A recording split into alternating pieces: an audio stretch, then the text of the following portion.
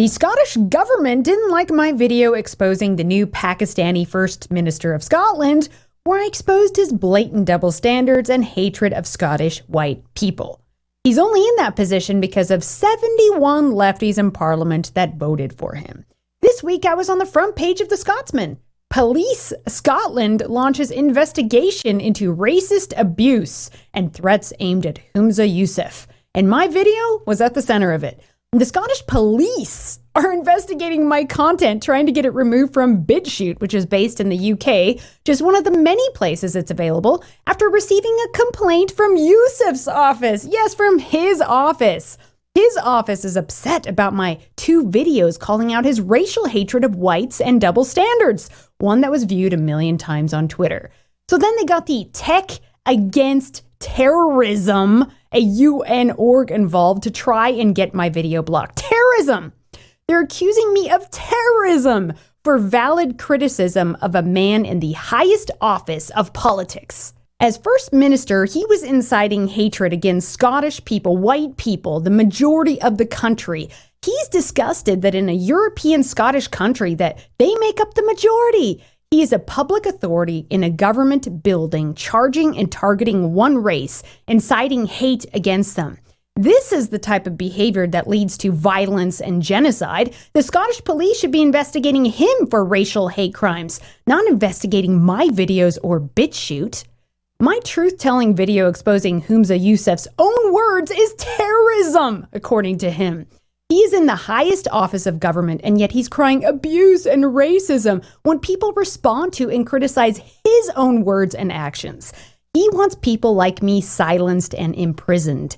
He's the one pushing the tyrannical, anti-free speech hate crime bill in Scotland. He's made everything about race and his religion, and when you respond to it, you are the terrorist. He gave some sob story in Parliament about being a young kid and people seeing him differently. Check it out.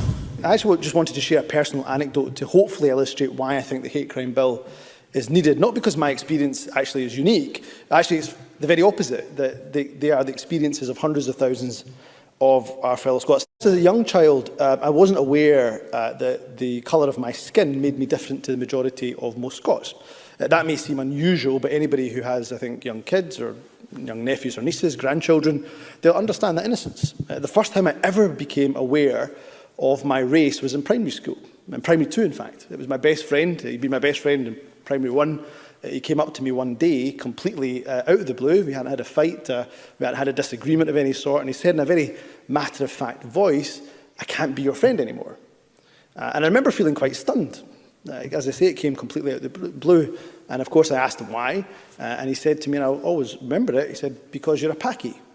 I had no idea what the word meant. I remember skulking around the playground, not really having a clue of what just happened.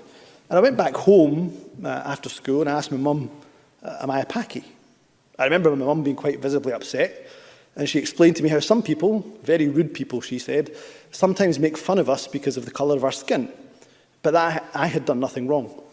And from 6 years old to the very present day, some 30 years, not a day goes by, presiding officer, but I'm not conscious of the colour of my skin. You are different. You are making that clear every day. The solution is to go back to Pakistan, where literally everyone is like you. In Pakistan, kids would do the exact same thing to a white kid. So because of this story, he wants hate speech inside the home to be prosecuted, because that's where someone learned to say Paki.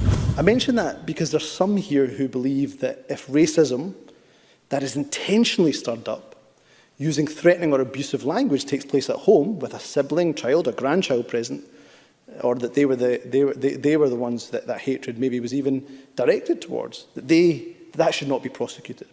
My contention is that the impact is exactly the same, regardless of where hatred is intentionally stirred up, or whoever is the target of that stirring up, whether that is at home or out with the home. Yeah, let's hear what they say about white people at home. Again, there's a country called Pakistan. Go there.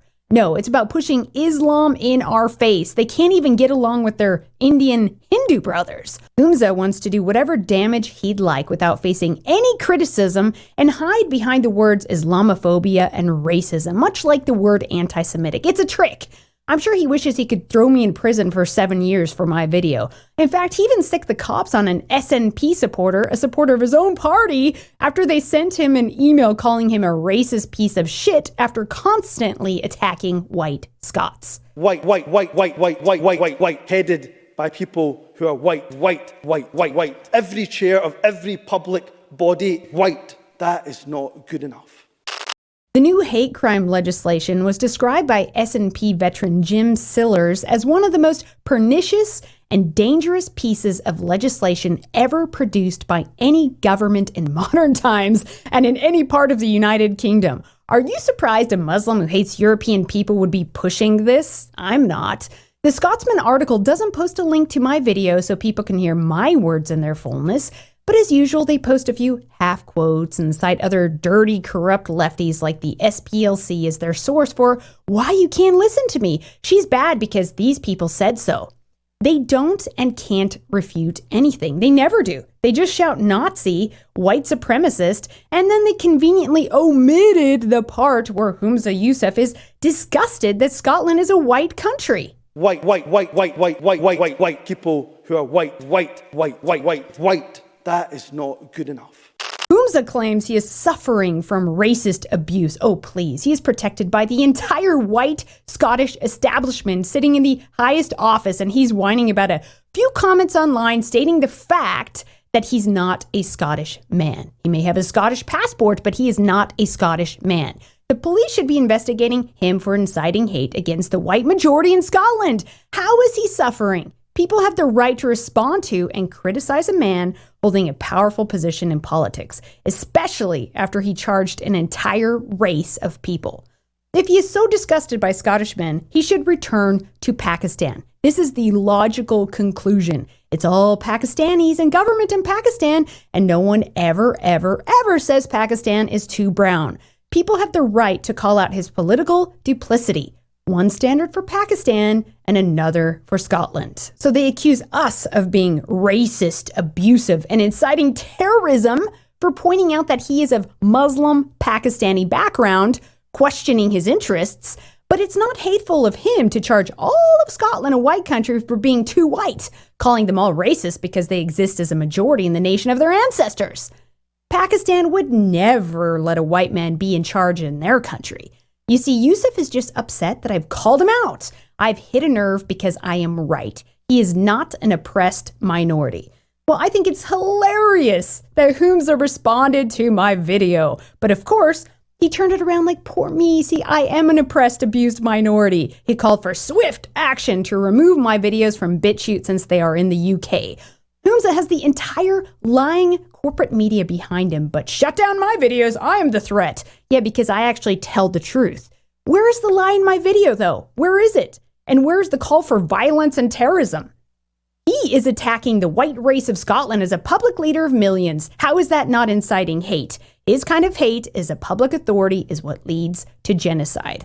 Humza claimed, as First Minister, I'm determined to use the office to help build a country where all of our citizens live a life free from hatred. Yeah, all the non-white citizens, that is. Charging the entire country for being too white is not a Scottish country where all citizens are free and protected from hate. The Scotsman article goes on and on to attack Red Eyes, sourcing the same old tired anti-white lefty sources. Basically, we've been banned on the big platforms for truth-telling, and now they're complaining that we still exist on alternative platforms and Twitter, so shut them down. They even whined about my blue check. It gets better. Martin McLaughlin, the lying journalist activist, writes an entire piece defaming and attacking me, and he gets cool-headed, honest, to-the-point responses to his lies, and he cries Nazis and they're attacking me. This is a classic example of crying out in pain as they strike you. He starts blocking everyone, including me, and I didn't even tweet at him. Brave journalism, Martin. And then his editor, Neil McIntosh, posted this lame article and tweet, something about standing against Nazi descendants. Wow, that's pathetic, Neil. You dish out the lies, stoke up the anti-white fires, but cry Nazi when a few people call it out. In response to their Nazi post, I even saw another lefty call out the SNP's Nazi past. So you have conservatives calling these commies Nazis, and you have lefties still untrusting because of the SNP's Nazi ties 89 years ago. They just cry fascist and Nazi at each other all day long. It's all they've got. The Scotsman is hardly Scottish, owned by a huge corporation. Since 2020, it has been owned by the National World Group. And the most hits they've had in a long time are from this story. Most of their tweets get 1,300 or so views. Ours got over 100,000 views. Yusuf is a practicing Muslim. Islam doesn't belong in Europe. It's not part of our native faith. And we have every reason to be skeptical considering Islam's past. And by the way, do Islamic countries allow Christians and pagans? Yeah, exactly. Yusuf may say he's progressive and he's for Scotland, as many Jews say that, and they're conservative in their homeland, liberal in ours. It's the art of subversion, the art of war, and they play gullible Europeans. In Islam, they have something called taqiyya, where they can deny their religious belief or practice when they feel they are threatened. Taqiyya is the action of committing a sinful act for a pious goal. A related term is kitman, the action of covering. In Shiism, they are permitted to conceal their religion when under threat of persecution or compulsion. So the first minister can say, yes, I support gay sex, although Islam doesn't and he's a practicing Muslim, as a means to an end. In other words, he can lie to further an Islamic agenda. By the way, he didn't show up to the vote on gay marriage because of religious pressure from mosques. That day, he conveniently had to be in Pakistan to try and bail out a Scotsman. Yeah, you're looking at the Scotsman from death over blasphemy charges. A Scotsman on blasphemy charges in Pakistan. Look again, not a Scottish man. This is where his priorities lie, with Muslims and Pakistanis. He cared more about this one guy on death row in Pakistan than the Pakistani rape gangs in the UK. Well, check him out when he asked if he thinks gay sex is a sin when he is put on the spot. You say there that you don't allow your personal faith to impact legislation, and you say very clearly there that you think that equal marriage is something that's important and something that you fully back. The question was, do you believe that gay sex is a sin? No. If I can just be clear about that, that's not. I've been asked that question about 25 times and I've answered it the same way 25 times. So I can't change what's in certain faiths. I can't change what's in scripture. What I can tell you is the approach that I will take, which is that I will not allow personal faith to be the basis of legislation. Yeah, right. He can't separate being a Muslim from politics. It's very intertwined. He's also annoyed and agitated because he does think it's a sin. According to Islam, it is. But he's practicing taqiyya. He isn't who he says he is, but he has said enough for us to know who he is. Not a friend to Europeans, and definitely not fighting for the best interest of Scottish people. Scotland needs Braveheart, not more hostile foreigners and Pakistanis. That they may take our lives, but they'll never take our freedom!